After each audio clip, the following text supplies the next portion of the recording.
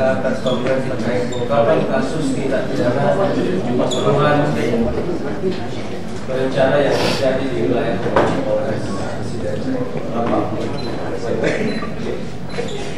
yang terjadi pada hari Minggu 16 Maret tahun 2025 di Andi Pangeran Utara di Kelurahan Menjang Pitu, Kecamatan Maritangai, Kabupaten Sidrap, yang mana salah satu korbannya atas nama Ghazali Asma Ali, pemilik musik Gambus Al-Ghazali, yang ditemukan dalam keadaan meninggal dunia dengan luka parah di tubuhnya.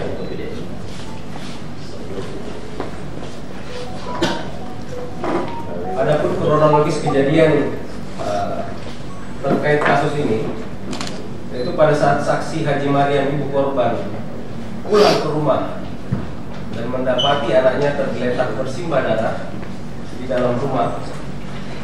Kemudian ia langsung berteriak meminta tolong kepada warga sekitar, dan korban kemudian dibawa ke rumah sakit umum daerah Nenek Malomo Sidrap. Namun saat ditemukan, korban sudah dalam keadaan meninggal dunia, dan diketahui pula bahwa sebuah handphone milik korban, yaitu HP Redmi 13C warna hitam, hilang diduga dibawa oleh pelaku.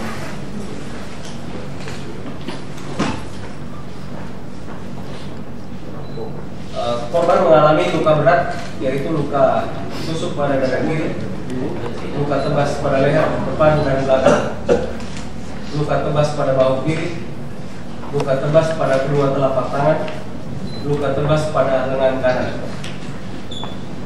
Kemudian berdasarkan olah TKP, keterangan saksi, kemudian analisis rekaman CCTV yang dilakukan oleh Satreskrim Polres Sidrap yang dipimpin oleh Kasatreskrim Matra Pristiawan bersama unit Resmob dan Kadafi, melaksanakan penyelidikan, dan alhamdulillah genap pada hari ke-10 terhitung mulai saat kejadian kasus ini bisa terungkap dengan hasil interogasi bahwa mulai pada tanggal 16 Maret 2025 sekitar pukul 14, pelaku atas nama AP, inisial AP, meminjam motor Honda Scoopy milik saudara R di desa Ciro-Ciro itu, kemudian berangkat ke rumah korban sambil membawa sebilah parang. Di depan ini adalah kendaraan yang dipinjam, ini adalah milik saudara R yang merupakan warga Ciro-Ciro.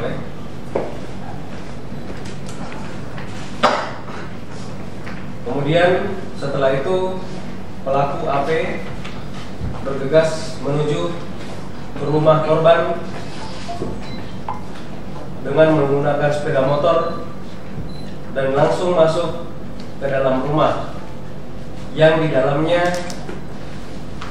ada atau berada korban saudara Al-Ghazali. Kemudian korban tersangka AP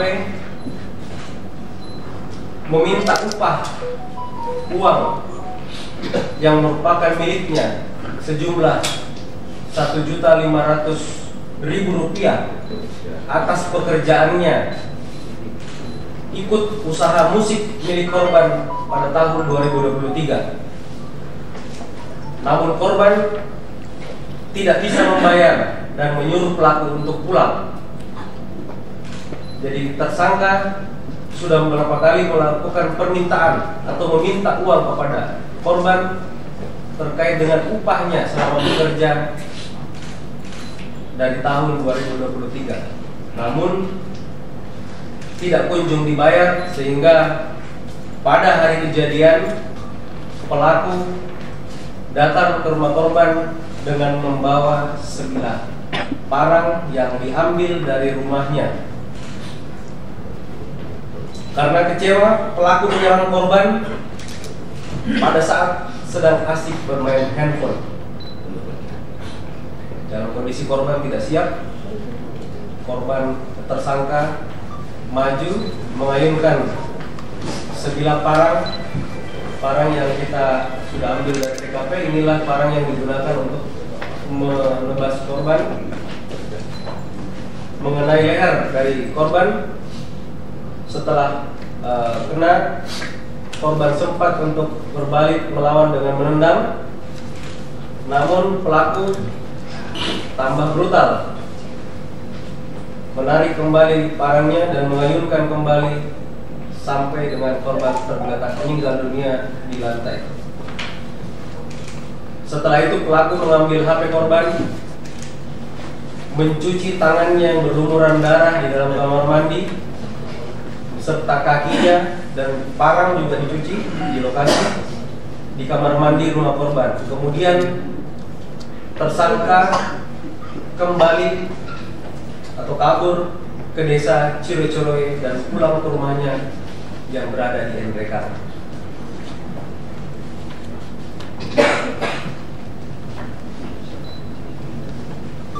Motif dari kejadian ini yaitu pelaku sakit hati karena korban tidak membayarkan upah kerja sejumlah Rp1.500.000 setelah beberapa kali dijanjikan oleh pelaku. Jadi janjinya kira-kira seperti ini: silakan kembali, saya belum ada uang, saya baru saja membeli sepeda motor. Hal ini yang memantik emosi dari pelaku atau tersangka sehingga naik hitam dan menyerang korban. Tersangka sempat diberikan kompensasi berupa pakaian oleh ibu korban karena tidak mampu dibayar dengan alasan belum punya uang, namun sudah pernah diberikan celana dan beberapa pakaian untuk dibawa pulang oleh pelaku. Namun pelaku merasa bahwa uang yang Rp1.500.000 itu merupakan hak dan kerja keras saya, upah saya, dan saya sangat membutuhkan uang tersebut. Barang bukti yang kita amankan yaitu satu buah bilah parang yang digunakan untuk melakukan penyerangan kepada korban, satu HP Redmi 13C warna hitam milik korban yang dibawa lari ada di sebelah kanan kita. Kemudian 2 HP milik pelaku itu juga sudah kita amankan. Jadi pelaku punya 2 HP properti.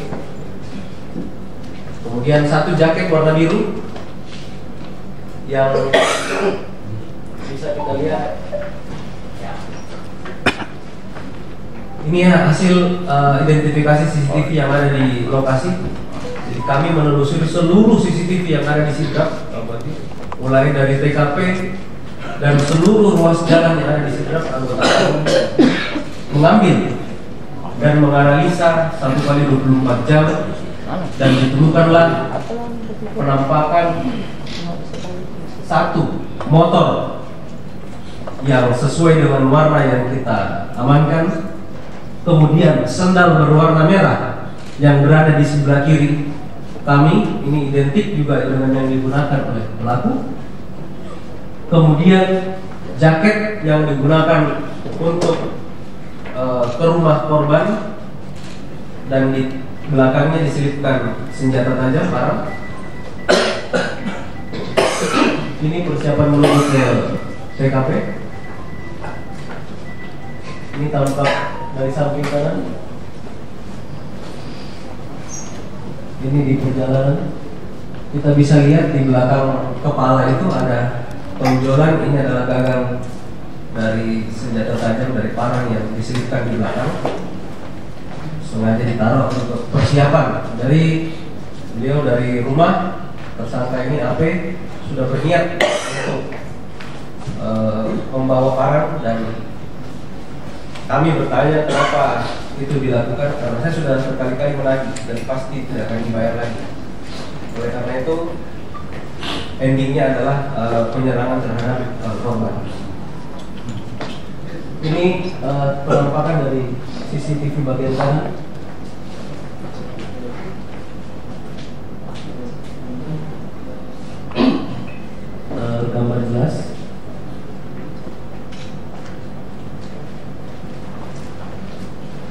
dari Jalan Poros Lapang Kadidi Tanah menuju TKP. Kemudian Macorawali Pancarinjang menuju ke TKP. Kemudian traffic light Kelurahan Macorawali Pancarinjang menuju TKP. Kemudian masih perjalanan menuju TKP. Kemudian di Masjid Baitur Rahman. Kemudian di Baranti, di Kelurahan Benteng. Di sini yang bersangkutan lahir. Jadi AP ini lahir di Kelurahan Benteng sesuai dengan akta kelahiran. Ini analisa CCTV, salah satu sampel yang kita lakukan dipimpin oleh Kasat Reskrim. Kemudian untuk pengungkapannya seluruhnya berdasarkan analisa CCTV dan tentunya menggunakan scientific investigation dan semuanya didukung oleh anggota-anggota kita yang memang 1 kali 24 jam dipimpin oleh Pak Kasat Reskrim untuk memberikan kepastian hukum dan mengungkap kejadian ini agar bisa terungkap terang benderang dan terungkap siapa pelakunya. Karena pelaku AP ini adalah hitungan usianya kelahiran 2007, berarti kurang 8 bulan lagi yang bersangkutan baru terhitung dewasa. Artinya perlakuan terhadap tersangka yang masih anak ini diatur oleh Undang-Undang Perlindungan Anak, sehingga ada batasan-batasan yang memang harus kita jaga sehingga tetap tidak menghalangi hak-hak dari tersangka maupun korban. Saya rasa itu yang bisa saya sampaikan. Kemudian untuk pasal yang ditersangkakan yaitu 340 subsidiar 338 tentang pembunuhan berencana